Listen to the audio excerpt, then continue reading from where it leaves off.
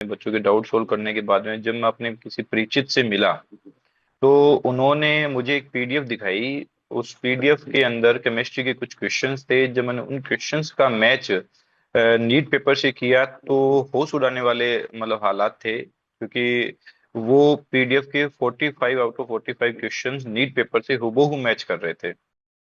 Biology की भी PDF को अपने साथी शिक्षक से टैली करवाई तो पता चला कि बायोलॉजी के भी 90 आउट ऑफ 90 क्वेश्चंस उस पीडीएफ में अवेलेबल हैं।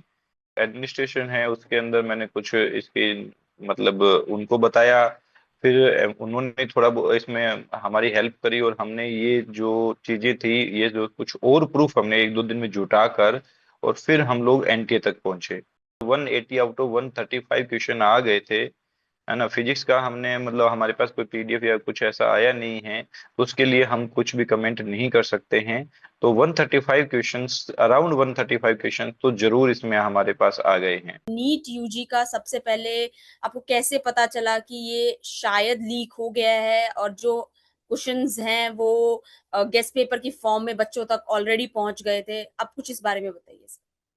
मैम इसमें मतलब जब जब 3 तारीख को मैं पेपर एनालिसिस करने के बाद में, क्योंकि 3 तारीख को 5 बजे पेपर खत्म हो गया था बच्चों का, और बच्चों से पेपर एनालिसिस करने के बाद में बच्चों के डाउट सोल्व करने के बाद में जब मैं अपने किसी परिचित से मिला तो उन्होंने मुझे एक पीडीएफ दिखाई। उस पीडीएफ के अंदर केमिस्ट्री के कुछ क्वेश्चंस थे। जब मैंने उन क्वेश्चंस का मैच नीट पेपर से किया तो होश उड़ाने वाले मतलब हालात थे, क्योंकि वो पीडीएफ के 45 out of 45 questions NEET paper से हूबहू मैच कर रहे थे। तो फिर हमने बायोलॉजी की भी पीडीएफ को अपने साथी शिक्षक से टैली करवाई तो पता चला कि बायोलॉजी के भी 90 आउट ऑफ 90 क्वेश्चंस उस पीडीएफ में अवेलेबल हैं। हालांकि पीडीएफ दोनों ही पीडीएफ में काफी ज्यादा क्वेश्चंस थे तो अपन उसे गेस्ट पेपर मान सकते हैं। फिर हमने इसकी जो एडमिनिस्ट्रेशन है उसके अंदर मैंने कुछ इसकी मतलब उनको बताया।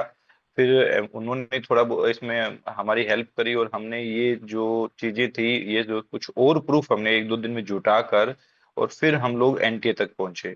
उनको हमने मेल करी 7 तारीख को, और 8 तारीख को उन्होंने मतलब बहुत ही फास्ट तरीके से मैं कह सकता हूँ, क्योंकि 7 को मेल हमने रात को लेट करी थी और सुबह उठते ही हमारे पास मैसेजेस फोन आने स्टार्ट हो गए थे एनटीए से और सीबीआई से भी। उन्होंने फास्ट ट्रैक काम किया इसके ऊपर और शाम तक हमारे पास टीम पहुंच पहुंच चुकी थी। उन्होंने भी बहुत फास्ट काम करते हुए फिर इसमें एसओजी इन्वॉल्व हुई है और एसओजी ने भी बहुत अच्छा और बहुत फास्ट काम किया, जिससे ये सारी चीजें जो हैं वो निकल कर आई। और मतलब देश में पहली बार ऐसा हुआ होगा कि कोई पेपर 3 दिन पहले उसकी इन्वेस्टिगेशन स्टार्ट होती है और चौथे दिन उसको लीक्ड मानकर और री नीट अनाउंस कर दी जाती है। तो मैं सरकार का भी और एनटीए का भी और सभी एजेंसीज का और हमारे सीकर पुलिस का भी मैं इसमें धन्यवाद करना चाहूंगा कि उन्होंने इस पे फास्ट ट्रैक काम करते हुए बच्चों की मेंटल हेल्थ को ध्यान में रखते हुए बहुत फास्ट काम किया और बच्चों की मेंटल हेल्थ को बचाया है, ऐसे कह सकते हैं अपन। और भारत सरकार का भी मैं धन्यवाद करना चाहूंगा कि उन्होंने भी इस पे बहुत अच्छा एक्शन लिया है, री नीट करवाई है। सर, जो मैं जानना चाहती हूँ, ऐसी कुछ रिपोर्ट्स थी शुरू में कि आप जब फर्स्ट टाइम पुलिस के पास गए थे ये लेकर, तो उन्होंने कंप्लेन नहीं फाइल करी थी, उन्होंने एक पेपर पकड़ा दिया था आपके कि लिख के दे दीजिए। इसमें कितनी सच्चाई है सर? नहीं मैम, वो ऐसा था कि हम रात को काफी लेट गए थे उनके पास और पूरा मैटर समझाने में भी हमें टाइम लग रहा था, उनको भी समझने में टाइम लग रहा था। तो हमने मिलकर ये डिसाइड किया, उन्होंने कोई पेपर नहीं पकड़ाया था, हमने मिलकर डिसाइड किया था कि हम लोग इसकी सुबह जो है वो आगे की कार्रवाई सुबह स्टार्ट करेंगे, क्योंकि उस दिन मौसम भयंकर खराब हो रखा था और घर से भी काफी फोन कॉल्स वगैरह आ रहे थे हमारे पास कि आप मतलब लेट हो चुके हैं। हम तो हमने सबने क्योंकि प्रोसेस में टाइम लग रहा था इसमें, और इसलिए हमने अगले दिन आने का विचार किया। फिर अगले दिन हमने कुछ इसमें सबूत वगैरह और जुटाए और फिर हम एसपी सर से मिले, उन्होंने हमें गाइडेंस दी और गाइड करते हुए उन्होंने हमें एनटीए तक कैसा पहुंचा जाए कैसे नहीं पहुंचा जाए उसके बारे में बताया और फिर हम एनटीए तक पहुंच गए। तभी ये मैटर इतना बड़ा मतलब बना है, वरना ऐसा मैटर इतना बड़ा बनना बहुत मुश्किल होता है। और एनटीए ने भी बहुत सजगता से इसमें काम किया है, तभी हमारे जो बच्चों की मेहनत है वो खराब नहीं जाएगी, मैं ऐसा मानता हूँ। सर मैं आपसे ये जानना चाहती हूँ कि आपको क्या लगता है कि सिर्फ कुछ क्वेश्चंस बाहर आए थे या पूरा पेपर ही बाहर आ गया था? आपने बोला केमिस्ट्री का सारे क्वेश्चन मैच जैसा कर रहे थे, मैच किए जैसा गए। अपने को पता चल रहा है कि मतलब 180 आउट ऑफ 135 क्वेश्चन आ गए थे, है ना। फिजिक्स का हमने मतलब हमारे पास कोई पीडीएफ या कुछ ऐसा आया नहीं है, तो उसके लिए हम कुछ भी कमेंट नहीं कर सकते हैं। तो 135 क्वेश्चंस, अराउंड 135 क्वेश्चन तो जरूर इसमें हमारे पास आ गए हैं।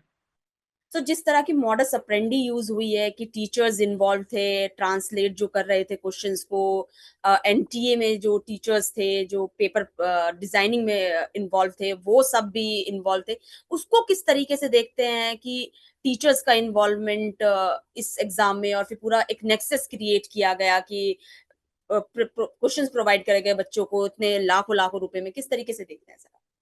मैम ऐसा है कि हाँ, मतलब एज ए टीचर होने के नाते मैं मतलब एक्सपेक्ट नहीं कर सकता था, कभी ये नहीं सोच सकता था कि एक टीचर ऐसा करेगा, है ना। लेकिन कुछ टीचर्स की वजह से पूरे शिक्षक समाज जो है वो बदनाम होता है। तो मैं सभी शिक्षक साथियों से ये निवेदन करना चाहूंगा, ये आग्रह करना चाहूंगा कि भविष्य में ऐसी चीजें नहीं हो। हम जिन बच्चों को मेहनत करने की राय देते हैं, उन बच्चों की मेहनत जाया जाती है, उन बच्चों की जो रात की नींदें हैं जो वो सेक्रीफाइस करते हैं, वो सेक्रीफाइसेस जो हैं वो जाया जाते हैं। तो हम एक एज ए शिक्षक जो हैं वो हमारे भारत देश को एक अच्छे डॉक्टर देने या फिर अच्छे विद्यार्थी देने का दावा करते हैं, और आगे से ऐसी चीजें नहीं हो, मैं इसकी कामना करता हूँ। सर आप तो काफी सालों से इन्वॉल्व होंगे एजुकेशन में बच्चों की। क्या ये फर्स्ट टाइम ऐसा आपको सुनने में मिला है या फिर आपको पहले भी ऐसी सुनाई पड़ता था बट आपके पास इस बार प्रूफ थे कुछ? मैम 2015 में भी रीनीट हुआ था, तब भी सुना था हमने। 2024 में भी काफी मुद्दा उठा था इसका। उस टाइम शायद सबूतों के अभाव में ऐसे मतलब डिसीजन नहीं लिए गए थे। और जो डिसीजन माननीय सुप्रीम कोर्ट ने लिया है उस पे मैं सवाल नहीं उठा सकता हूँ। मैं उस लेवल पे अभी तक नहीं हूँ कि मैं उस पे सवाल उठाऊं माननीय सुप्रीम कोर्ट पे। तो उनका जो आदेश था वो सही ही होगा, जो जो जो उन्होंने 2024 के अंदर लिया था। और अभी हमारे पास ऐसे प्रूफ थे जिनकी वजह से सरकार को ये फैसला लेना पड़ा मैम।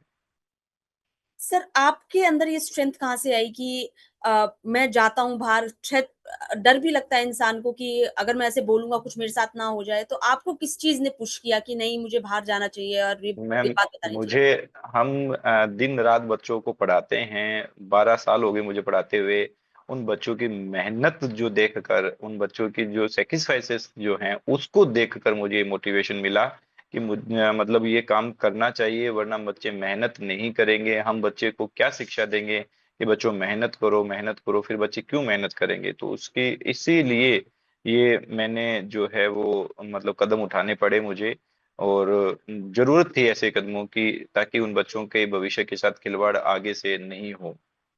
सर जो रिपोर्ट्स आ रही हैं वो शिखर को लेकर भी, जो ये जगह है कि वहां पर पूरा नेक्सस है और बच्चों को पेपर प्रोवाइड किए जाते हैं, अगर ट्वेल्थ में भी कम मार्क्स आ रहे हैं तब भी हम देख रहे हैं नीट क्लियर हो जा रहा है। आपको लगता है कि प्रॉपर एक नेक्सस है ऐसी जगहों पर जहां ये सब पनप रहा है? किस तरीके से देखते हैं सर आप? नहीं मैम, जैसे कि आप सबको भी पता होगा, हम सब लोग मीडिया में देख रहे हैं कि इसमें सीकर का कोई इन्वॉल्वमेंट अभी तक साबित नहीं हुआ है। ऐसा नहीं है कि सीकर से कोई बड़ी गिरफ्तारी हुई है। तो सीकर का नाम तो सिर्फ बदनाम किया जा रहा है। सीकर में मुझे रहते हुए 3 साल से ज्यादा हो गए हैं, तो मैंने अभी तक ऐसा कभी अनुभव नहीं किया है कि सीकर ऐसे कोई काम मतलब सीकर में होते हैं। जबकि सीकर जरूर मेहनत पे जरूर विश्वास रखता है। सीकर के बच्चे जो हैं, जो ग्रामीण परिवेश के ज्यादातर आते हैं, वो बच्चे खुद मेहनत पे ज्यादा फोकस करते हैं, वो बच्चे खुद ज्यादा मेहनती होते हैं, इसीलिए रिजल्ट बनते हैं मैम। यहाँ के शिक्षक जो हैं वो मेहनती हैं, यहाँ के जो डायरेक्टर हैं वो मेहनती हैं, यहाँ का जो पूरा सिस्टम जो है वो मैं यूं कह सकता हूँ पूरा सिस्टम मेहनती है। इसीलिए ये रिजल्ट प्रोड्यूस होते हैं, ना कि किसी धांधली की वजह से।